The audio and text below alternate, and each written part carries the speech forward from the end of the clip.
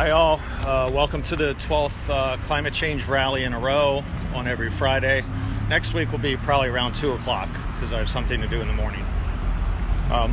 This is a worldwide event in that right now it is in 112 countries and over 1,700 cities. Gettysburg, I guess my wife will show up. It's about 5 minutes early, so I guess the big crowd's not on the way yet. So presently, with the 112 countries and 1,700 cities, Greta Thunberg from Sweden has been nominated for a Nobel Peace Prize, which she well deserves. I mean, there are probably going to be 100,000 people or more turning out throughout the world about climate change, and mostly they're students and young kids, and they're the ones that have the most to lose because most likely in 10 years or so, their lives will become utterly catastrophic. As I said last week, CO2 levels are between 412 and 415, 416, depending on the time of day and everything and fluctuations. 350 parts per million is sustainable as a civilization. So we're at 412, 415, 350 is sustainable as a civilization. And there's a 10-year time lag between CO2 and temperature catching up. So we are in deep trouble. Presently, the Arctic is, there's very little sea ice, relatively speaking. Everything is under 4 feet and under. It's very susceptible to storms, and so it can be broken up at any time. So that's the kind of stuff we're dealing with in Gettysburg. We got a lot of people that are just just not recognizing the situation, obviously, because right now in Gettysburg we should have over 100 people turning out on the square, and there aren't. We should have this whole square clogged up with people with signs and all. So it's not happening, and I don't know why. Everyone's child is in danger literally within 10 years. But add 10 years to your child's age right now, and that's what you're dealing with, whether the child's 30 years old, 40 years old, or 10 years old, or just born. So it's well within your best interest to get out and protest, talk with your friends, start doing things like digging up your lawn. Don't mow the grass like an insane person every week.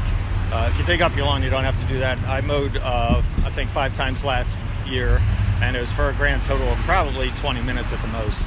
So we basically have a strip of land and that requires mowing because it's owned by the borough, so I can't, or the township where we live. So I can't exactly dig that up, even though I'd love to.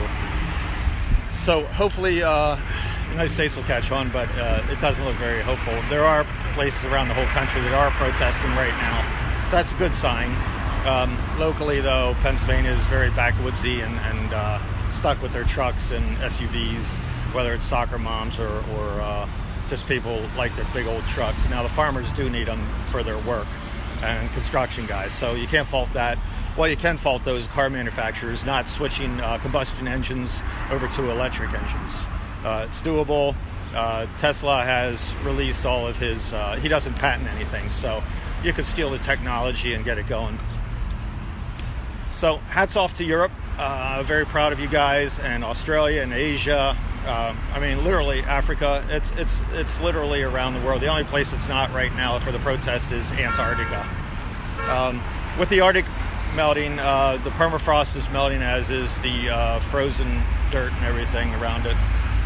So what happens is that you can get a burp of methane and at the very least CO2. There's 3 times as much CO2 locked into the permafrost in Alaska and Russia as there is CO2 in the atmosphere.